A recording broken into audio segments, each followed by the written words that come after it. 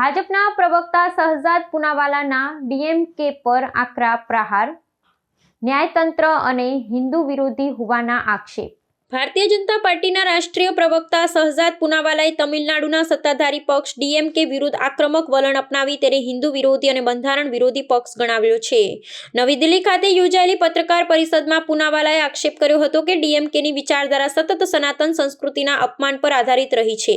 તેમણે વધુમાં જણાવ્યું હતું કે આ પક્ષ માત્ર ધાર્મિક લાગણીઓ જ નહીં પરંતુ લોકશાહીના સ્તંભ સમાન ન્યાયતંત્રની ગરિમાને પણ નુકસાન પહોંચાડી રહ્યો છે।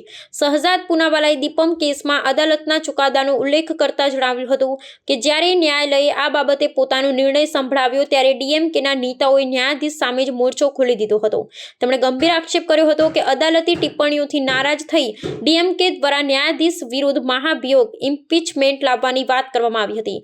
ભાજપ પ્રવક્તાના મતે આ પ્રકારનું વલણ દર્શાવે છે કે જ્યારે પણ કોઈ સંસ્થા તેમના એજન્ડાની વિરુદ્ધ જાય છે ત્યારે તેઓ બંધારણીય મર્યાદાઓ ઉલ્લંઘી જાય છે। આ રાજકીય વિવાદને પગલે પૂનાવાલાએ વિપક્ષી ગઠબંધન પર પણ સવાલો ઉઠાવ્યા હતા અને પૂછ્યું હતું કે શું અન્ય પક્ષો ડીએમકેના આ ન્યાયતંત્ર વિરોધી વલણ સાથે સહમત છે।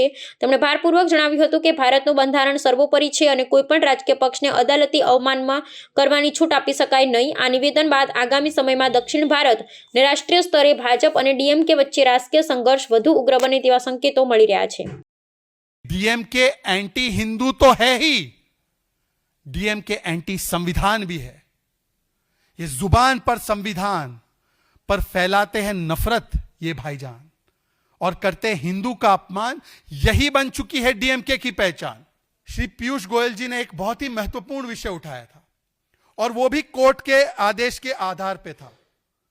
उस समय पर भी मद्रास हाई कोर्ट के डिवीजन बेंच ने यह जजमेंट दिया था कि जो सिंगल जज का जजमेंट था दीपम केस में कि हिंदुओं को कार्तिकाई दीपम लगाने का अधिकार है मदुराई में, वो फैसला सही है।